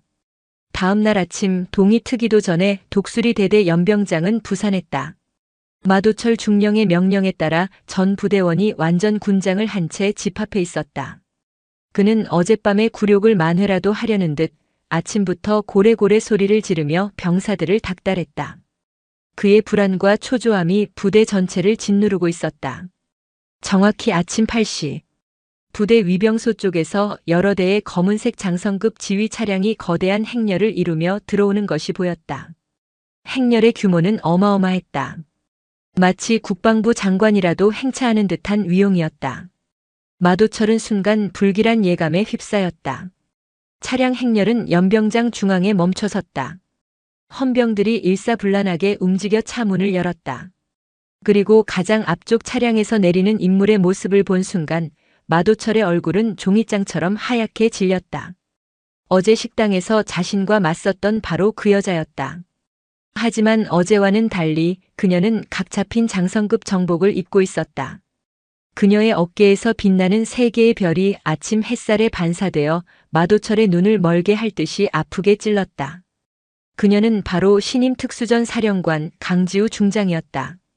강지우 사령관은 천천히 단상 위로 올라섰다. 그녀의 뒤를 이어 여러 명의 장성들과 법무관, 감찰관들이 따랐다. 연병장에 모인 모든 병사들은 충격과 경악에 휩싸여 입을 다물지 못했다. 마도철은 그 자리에 얼어붙은 듯 서 있었다. 그의 머릿속이 하얗게 비어버렸다. 어제 자신이 무슨 짓을 저질렀는지 그제야 똑똑히 깨달았다. 그는 사시나무 떨듯 몸을 떨며 강지우 사령관 앞으로 다가갔다. 그리고는 그대로 무릎을 꿇었다. 사령관님, 죽을 죄를 지었습니다. 제가 미처 사령관님을 알아보지 못하고 제발 한 번만 용서해 주십시오. 그의 비굴한 애원 소리만이 연병장에 울려 퍼졌다. 강지우 사령관은 얼음처럼 차가운 눈으로 그를 내려다보았다. 그녀의 입가에는 경멸의 미소마저 걸려 있었다. 용서? 당신 같은 인간에게 용서라는 단어는 가당치 않다. 그녀는 단상 아래에 서 있는 박선우 대위를 향해 말했다. 박선우 대위, 앞으로 나오라. 지금부터 이 자리에서 저 파렴치한 자가 그동안 저지른 모든 만행에 대해 사실대로 증언하라. 두려워하지 마라. 내가 그리고 대한민국의 군법이 당신 뒤에 있다. 그 말에 선우는 깊이 숨을 들이쉬었다. 그녀는 마도철을 향해 돌아섰다. 그리고 그동안 겪었던 모든 수모와 폭행, 식당에서의 차별에 대해 또박또박 증언하기 시작했다. 그녀의 목소리는 더 이상 떨리지 않았다. 그녀의 용기 있는 증언을 시작으로 김민지 하사를 비롯한 다른 여군들도 하나둘씩 앞으로 나와 눈물로 자신들의 피해 사실을 폭로했다. 연병장은 순식간에 충격과 분노로 들끓었다. 마도철은 고개를 숙인 채 아무런 변명도 하지 못했다. 모든 것이 사실이었기 때문이다. 강지우 사령관은 모든 증언을 들은 후 마도철을 향해 서리빨 같은 목소리로 선언했다. 마도철 중령을 금일부로 직위 해제한다. 또한 상관 모욕, 폭행, 직권 남용, 부하 강제 추행 및 성희롱 혐의로 긴급 체포하여 군 교도소에 구속 수감하라. 헌병. 그녀의 명령이 떨어지자마자 대기하고 있던 헌병들이 달려와 마도철의 양팔을 붙잡고 수갑을 채웠다. 한 시대의 악인이 그렇게 몰락하는 순간이었다. 마도철 중령이 무력하게 끌려나간 연병장에는 무거운 침묵과 함께 미묘한 해방감이 감돌았다. 부대원들은 아직 충격에서 벗어나지 못한 듯 멍한 표정으로 서 있었지만 그들의 눈빛 속에서는 억눌려왔던 무언가가 해소되는 듯한 기색이 역력했다. 강지우 사령관은 단상 위에서 그들의 얼굴 하나하나를 천천히 훑어보았다. 그녀는 마이크를 다시 잡았다. 독수리 대대 장병 여러분, 오늘 여러분은 부끄러운 역사의 한 페이지를 목격했다. 썩어빠진 지휘관 한 명이 부대 전체를 어떻게 병들게 하는지 똑똑히 보았다. 이것은 비단 마도철 중령 한 사람만의 문제가 아니다. 그의 만행을 알면서도 침묵하고 동조하고 방관했던 여러분 모두의 책임이다. 그녀의 날카로운 지적에 몇몇 간부들의 얼굴이 하얗게 질렸다. 황진태 상사 역시 고개를 푹 숙였다. 강지우 사령관은 말을 이었다. 나는 오늘부로 독수리 대대에 만연한 모든 차별과 부조리를 철폐할 것을 선언한다. 더 이상 성별을 이유로 혹은 계급이 낮다는 이유로 부당한 대우를 받는 일은 없을 것이다. 식당의 자리 배치부터 배식 순서까지 모든 불합리한 규칙들을 당장 폐지하라. 오직 능력과 실력 그리고 인품만이 이곳에서 존중받는 유일한 가치가 될 것이다. 그녀의 선언에 여군들의 얼굴에 환한 미소가 피어났다. 그토록 간절히 바라던 순간이었다. 강지우 사령관은 박선우 대위를 단상 위로 불렀다. 선우는 긴장된 표정으로 그녀의 앞에 섰다. 강지우는 선우의 어깨를 잡으며 말했다. 박선우 대위, 그대의 용기와 정의감에 깊은 감명을 받았다. 그대는 불의에 굴복하지 않고 끝까지 싸운 진정한 군인이다. 이에 나는 박선우 대위를 오늘 이 시간부로 독수리 대대장 직무대리로 임명한다. 이 파격적인 인사에 연병장은 또다시 술렁였다. 대위를, 그것도 여군 대위를 최정예 특전대대 대대장으로 임명하는 것은 군 역사상 전례가 없는 일이었다. 주임원사 황진태 상사가 조심스럽게 이 일을 제기했다. 사령관님, 재고해 주십시오. 박 대위는 아직 경험이 부족하고 계급도 낮습니다. 대대장이라는 중책을 맡기에는 무리가 따를 것으로 사료됩니다. 그의 말에는 박선우가 여자라는 사실에 대한 뿌리 깊은 거부감도 섞여 있었다. 강지우는 황 상사를 싸늘하게 쳐다보았다. 황 주임원사, 내가 사람을 잘못 본 것 같나? 나는 낡아빠진 계급장이나 경력을 보고 사람을 쓰지 않는다. 나는 저 사람의 눈을 보았다. 불의에 타협하지 않는 굳건한 의지와 부하들을 아끼는 따뜻한 마음을 보았다. 지금 썩어 문드러진 독수리 대대에 필요한 것은 낡은 관습과 경험이 아니라 부대를 완전히 해체하고 재조립할 수 있는 혁신적인 리더십이다. 박 대위는 그럴 자격이 충분하다. 그녀의 단호하고 압도적인 카리스마에 황 상사는 더 이상 아무 말도 하지 못하고 입을 다물었다. 강지우는 다시 선우를 향해 부드러운 목소리로 말했다. 박 대위, 아니 박 대대장. 어깨가 무겁고 수많은 저항에 부딪히게 될 거란 걸 안다. 하지만 두려워하지 마라. 소신껏 부대를 지휘하라. 내가 뒤에서 든든한 버팀목이 되어주겠다. 선우는 벅차오르는 감정을 누르며 자신의 군 생활을 통틀어 가장 힘찬 목소리로 경례했다. 명심하겠습니다, 사령관님. 충성. 그날 점심 독수리 대대의 병사 식당은 이전과는 완전히 다른 풍경이 펼쳐졌다.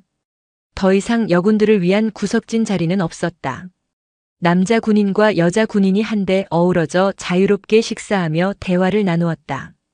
처음에는 어색해하던 남자 군인들도 있었지만 이내 새로운 분위기에 적응해갔다. 한 고참 병사가 후임에게 무심코 말했다.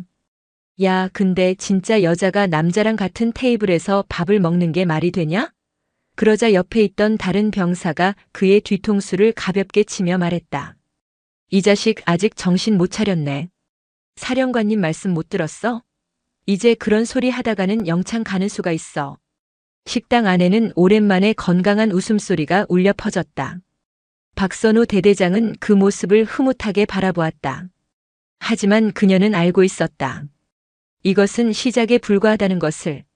마도철 밑에서 온갖 특혜를 누려왔던 일부 간부들과 변화를 받아들이지 못하는 황진태 상사와 같은 인물들의 보이지 않는 저항이 이제부터 본격적으로 시작될 것이라는 사실을.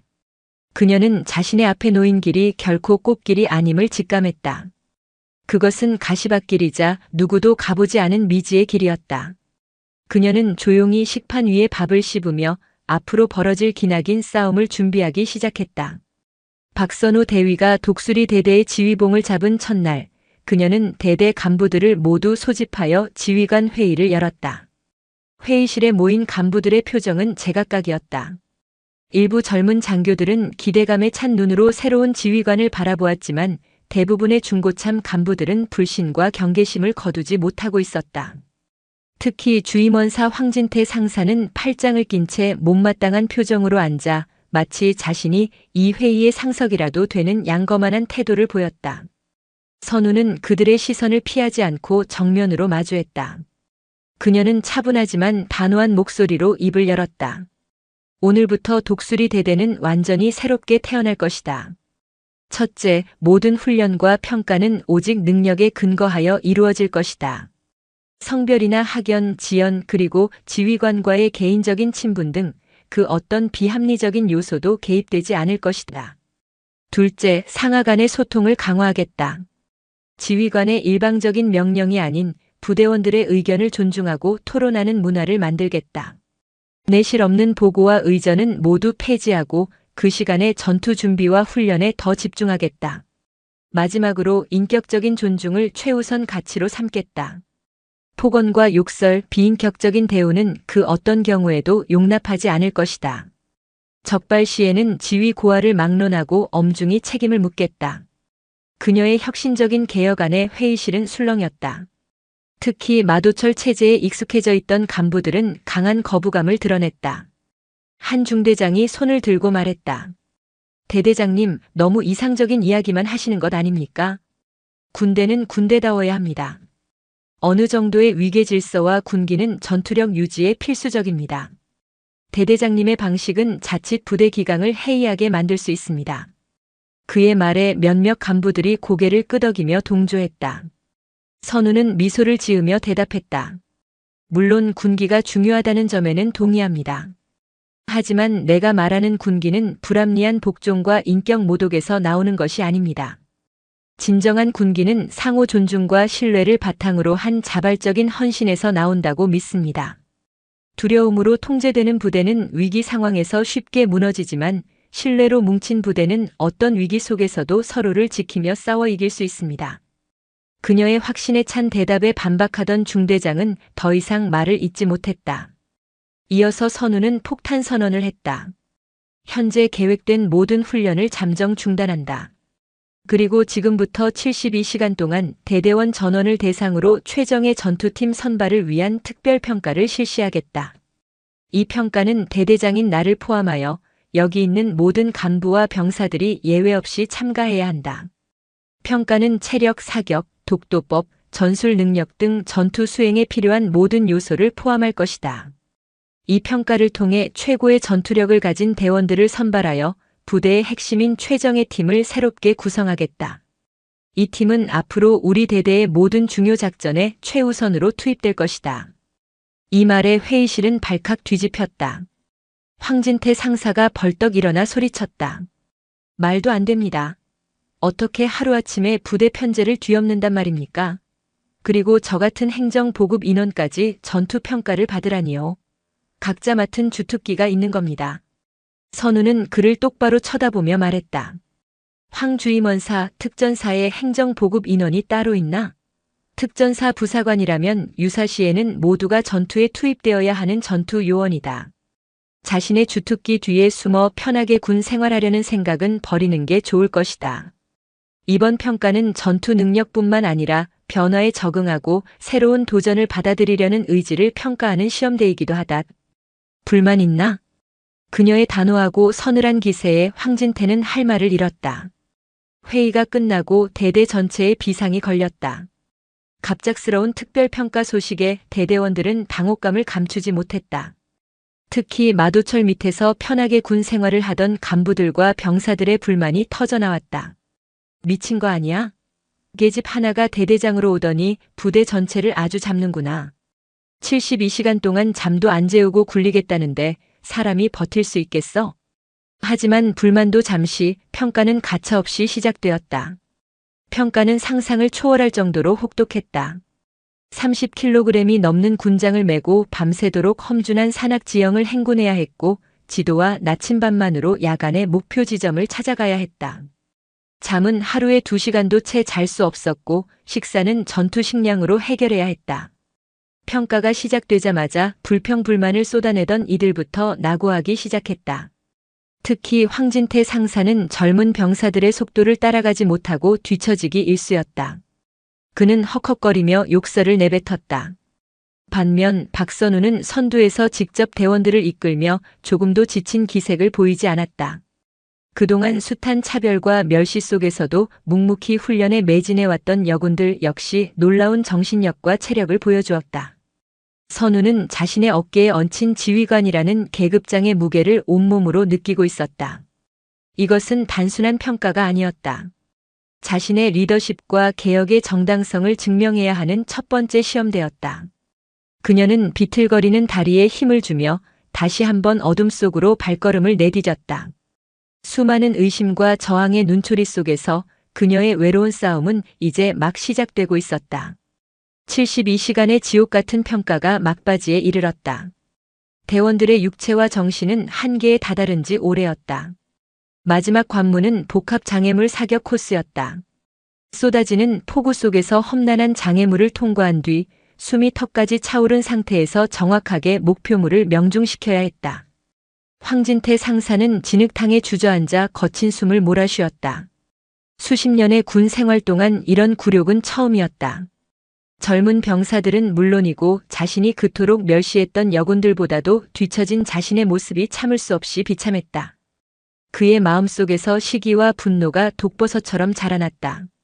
저 계집애 같은 대대장만 없었어도 그는 박선우의 등을 증오 어린 눈으로 쳐다보았다. 그리고 비열한 음모를 꾸몄다. 그는 자신의 사격 순서가 되었을 때 몰래 자신의 K2 소총의 가늠자를 미세하게 틀어놓았다. 그리고 사격을 마친 뒤 교관의 눈을 피해 총기 거치대에 있던 박선우의 소총과 자신의 것을 바꿔치기 했다. 가늠자가 틀어진 총으로는 아무리 뛰어난 사수라도 정확한 사격을 할 수 없었다. 그는 박선우가 관역을 모두 놓치고 망신을 당하는 모습을 상상하며 회심의 미소를 지었다. 마침내 박선우의 차례가 되었다. 그녀는 진흙과 땀으로 범벅이 된 채 사선에 섰다. 숨을 고를 틈도 없이 사격 개시 명령이 떨어졌다. 그녀는 능숙하게 소총을 견착하고 조준했다. 하지만 격발하는 순간 그녀는 미세한 위화감을 느꼈다. 평소와는 다른 격발감 그리고 탄착점이 미세하게 빗나가는 것을 본능적으로 감지했다. 첫 5발이 모두 관역을 살짝 빗나갔다. 지켜보던 사람들 사이에서 웅성거림이 터져나왔다. 황진태는 속으로 쾌재를 불렀다. 꼴 좋다 잘난 척하더니 별 수 없군. 하지만 박선우는 당황하지 않았다. 그녀는 즉시 사격을 중단하고 빠른 속도로 소총을 점검하기 시작했다. 그리고 불과 몇 초 만에 가늠자가 인위적으로 조작되었다는 사실을 알아차렸다. 그녀의 눈이 서늘하게 빛났다. 그녀는 주변을 둘러보았다. 그리고 이내 비열한 미소를 짓고 있는 황진태 상사와 눈이 마주쳤다. 모든 상황을 파악한 그녀의 입가에 차가운 미소가 걸렸다. 그녀는 교관에게 아무 말도 하지 않았다. 대신 그녀는 조준경 없이 오직 자신의 감각과 경험의 의지에 틀어진 가늠자를 역으로 계산하여 조준점을 수정했다. 그것은 신기에 가까운 기술이었다. 잠시 숨을 고른 그녀가 다시 사격을 시작했다. 탕, 탕, 탕, 탕, 탕. 연이어 터져나온 5발의 총성은 정확하게 관역의 중앙에 박혔다. 기적 같은 결과에 지켜보던 모든 이들이 입을 다물지 못했다. 황진태의 얼굴은 경악으로 굳어버렸다. 박선우는 소총을 내려놓고 자리에서 일어났다. 그리고는 황진태에게 다가가 그의 귓가에 나지막이 속삭였다. 주임원사, 군인은 총으로 장난치는 게 아니다. 특히 전우의 총으로는. 황진태는 온몸의 피가 차갑게 식는 것을 느꼈다. 모든 평가가 끝나고 결과가 발표되었다. 박선우는 압도적인 점수차로 전체 1등을 차지했다. 그리고 그녀가 이끈 팀원들, 특히 김민지 하사를 비롯한 여군들이 대거 상위권에 이름을 올렸다. 그들은 이번 평가를 통해 자신들의 능력을 의심하던 모든 이들에게 실력으로 증명해 보였다. 반면 황진태를 비롯한 기존의 실세 간부들은 대부분 하위권으로 밀려나는 수모를 겪었다. 최정예 전투팀의 명단이 발표되자 희비가 엇갈렸다. 황진태의 이름은 당연히 명단에 없었다. 그는 고개를 푹 숙인 채 자신의 발끝만 내려다보았다. 모든 것이 끝났다고 생각했다. 이제 불명예 전역을 당하거나 한직으로 쫓겨날 일만 남았다고 체념했다. 그날 오후 선우는 황진태 상사를 자신의 사무실로 불렀다. 황 상사는 무거운 발걸음으로 대대장실 문을 열었다. 그는 어떤 처벌이라도 달게 받을 각오를 하고 있었다. 하지만 선우의 입에서 나온 말은 그의 예상과 전혀 달랐다. 황 주임원사님, 이번 평가에서 보여주신 모습은 매우 실망스러웠습니다. 전투 능력도 군인으로서의 자세도 모두 낙제점이었습니다. 선우는 잠시 말을 끊고 그를 지그시 바라보았다. 하지만 저는 주임원사님의 오랜 경험과 연륜을 버리고 싶지 않습니다. 그래서 말인데 이번에 최정예 팀에 들지 못한 인원들을 모아 예비팀을 꾸릴 생각입니다. 그리고 그 예비팀의 훈련 교관을 주임원사님께서 맡아주셨으면 합니다. 그들을 최정예 팀 못지않은 강한 전사로 키워주십시오.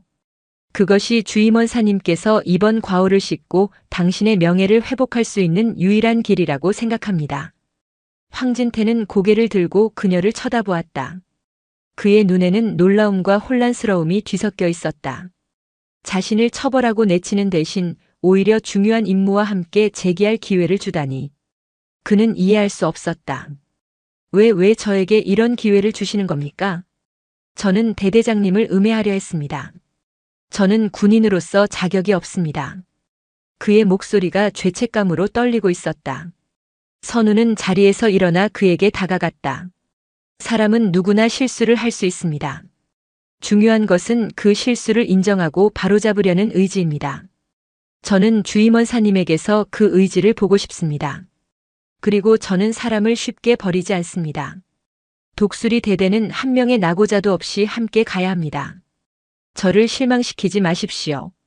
그녀의 진심 어린 말에 황진태의 마음에 굳게 닫혀있던 빗장이 풀렸다. 그는 자신도 모르게 뜨거운 눈물을 흘렸다. 수십 년의 군 생활 동안 그 누구에게서도 느껴보지 못했던 따뜻한 신뢰와 존중이었다. 그는 그 자리에 서서 박선우를 향해 거수 경례를 했다.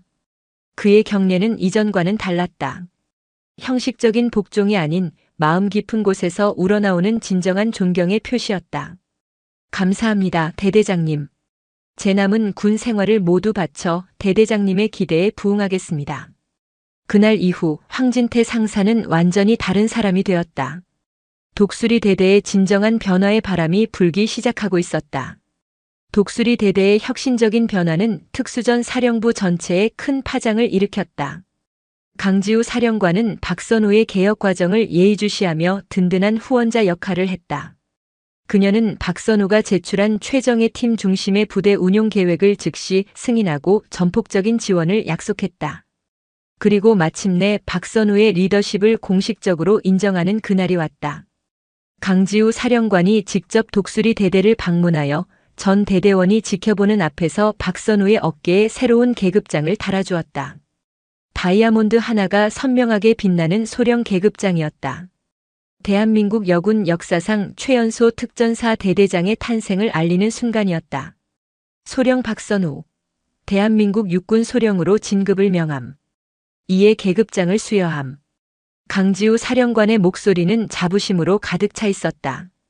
그녀는 박선우를 가볍게 포옹하며 속삭였다. 박소령, 그대가 해냈소. 그대는 나의 오랜 꿈을 현실로 만들어 주었어. 나는 그대가 정말 자랑스럽소. 박선우는 벅차오르는 감정을 누르며 힘차게 격려했다. 연병장에 모인 대대원들은 뜨거운 박수를 보냈다. 처음에는 그녀를 불신하고 경계했던 남자 대원들도 이제는 그녀의 탁월한 능력과 공정한 리더십을 진심으로 인정하고 있었다. 특히 최정예 팀에 선발된 대원들은 새로운 대대장에 대한 절대적인 신뢰를 보냈다. 박선우는 소령 진급과 함께 독수리 대대의 정식 대대장으로 취임했다. 그녀의 취임사는 짧고 강렬했다. 나는 오늘 이 자리에서 여러분에게 약속하겠다. 나는 결코 여러분 위에 군림하는 지휘관이 되지 않겠다. 가장 어려운 훈련에 가장 먼저 뛰어들고 가장 위험한 작전에 가장 선두에 서겠다. 여러분의 땀과 눈물을 외면하지 않고 여러분의 목소리에 항상 귀 기울이겠다. 우리는 함께 싸우고 함께 이기고 함께 살아남을 것이다. 우리는 대한민국 최고의 부대를 넘어 세계 최강의 부대가 될 것이다. 독수리 대대의 새로운 신화는 바로 오늘 우리 손으로 시작된다. 그녀의 외침에 대대원들은 하늘이 떠나갈 듯한 함성으로 화답했다. 취임식이 끝나고 그날 저녁 병사 식당의 풍경은 그 자체로 독수리 대대의 변화를 상징하는 듯했다. 더 이상 남자와 여자를 구분하는 보이지 않는 벽은 존재하지 않았다. 대원들은 자유롭게 섞여 앉아 웃고 떠들며 식사를 했다. 황진태 상사는 자신이 훈련시키는 예비팀원들을 이끌고 식당 한편에서 열정적으로 전술 토의를 하고 있었다. 그의 얼굴에는 과거의 비열함 대신 진정한 군인의 책임감과 자부심이 서려 있었다. 박선우 소령은 중사로 진급한 김민지와 마주 앉아 식사를 했다. 김민지는 이제 자신감 넘치는 눈빛으로 부대의 저격수 양성 계획에 대해 열정적으로 설명하고 있었다. 대대장님, 신입 저격수들의 기량 향상을 위해 실전과 가장 유사한 환경의 훈련장이 필요합니다. 제가 직접 설계도를 그려봤는데. 박선우는 흐뭇한 미소로 그녀의 말을 경청하며 고개를 끄덕였다. 그녀는 더 이상 외롭지 않았다. 그녀의 곁에는 그녀를 믿고 따르는 든든한 전우들이 있었다. 식사를 마친 박선우는 대대장실로 돌아와 창밖을 내다보았다. 어둠이 내린 부대의 불빛들이 마치 밤하늘의 별처럼 아름답게 빛나고 있었다. 길고 험난한 싸움이었다. 하지만 그녀는 마침내 어둠을 뚫고 자신만의 별을 쏘아 올렸다. 물론 이것이 끝이 아님을 그녀는 잘 알고 있었다. 앞으로 더 큰 시련과 도전이 기다리고 있을 것이다. 하지만 그녀는 두렵지 않았다. 그녀는 이제 혼자가 아니었기 때문이다. 정의와 평등, 진정한 전우회라는 이름 아래 하나가 된 독수리 대대와 함께라면 그 어떤 어려움도 이겨낼 수 있으리라. 그녀는 창문에 비친 자신의 모습을 보았다. 다이아몬드 계급장이 어둠 속에서도 환하게 빛나고 있었다. 그것은 그녀의 어깨를 무겁게 짓누르는 책임감의 무게이자 동시에 그녀의 길을 밝혀주는 희망의 빛이었다. 독수리 대대의 새로운 시대는 그렇게 조용하지만 그 무엇보다 찬란하게 시작되고 있었다.